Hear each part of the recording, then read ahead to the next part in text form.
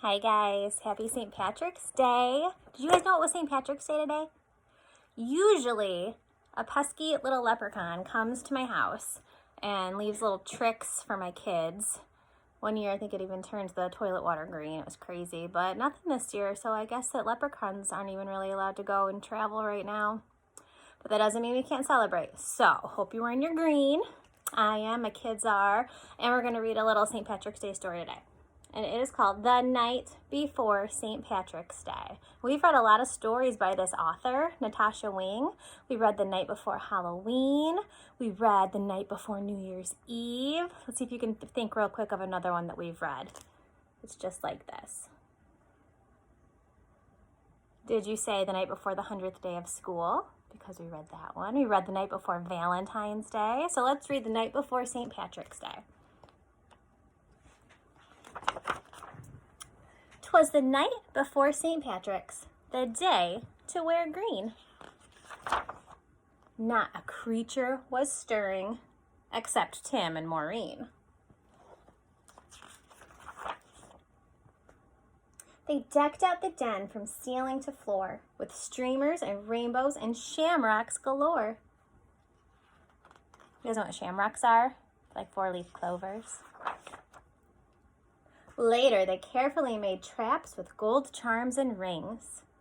I bet we catch a leprechaun. They love shiny things.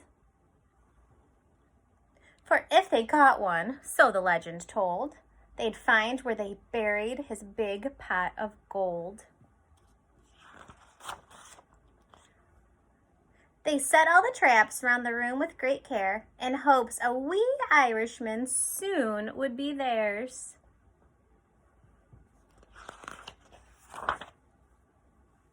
The children then nestled all snug in their beds while visions of golden coins danced in their heads. Happy St. Paddy's, said Dad early the next morning. Then he started to play bagpipes without warning. He huffed and he puffed an old Irish song. Mom dished out green eggs and sang loudly along. When from their bedroom there arose such a clatter, the kids ran down the hallway to see what was the matter. And what to their wondering eyes should appear? What do you think it is? But a terrible mess. A leprechaun was here. Be quiet, whispered Maureen. He's hiding somewhere.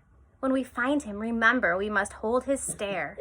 For if you look away, if you so much as blink, leprechauns vanish, quick as a wink.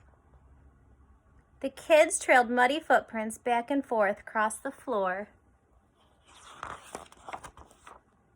which led them under Tim's bed and past the closet door. And then, inside a trap, they heard someone giggling. A real-life leprechaun! They both saw him wriggling. His eyes, how they twinkled, his body so tiny. His hand clasped a trinket so golden and shiny. He was dressed in all green from his head to his toes, and he looked like a cobbler wearing fairy-sized clothes. The children approached him, staring straight in his eyes. Tell us where the gold is. Don't be tricky. No lies. I buried it under a rock, smooth and hard. It's marked with an X right in your backyard. But when the kids went outside with their shovel and pick, they instantly saw that it had been a trick. Those tricky leprechauns. Ha ha, I fooled you. It's time to disappear. Happy St. Paddy's Day to you, and better luck next year. What would you do if you found a real leprechaun? Think about it. If you actually caught one in a trap, what would you do? When you have time today or maybe tomorrow, maybe your next writing assignment in your journal should be to write a story of what you would do if you found a leprechaun.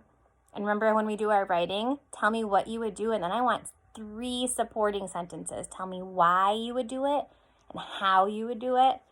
Give me some reasons in there, and I can't wait to see them. All right, you guys, have a happy Tuesday. Bye.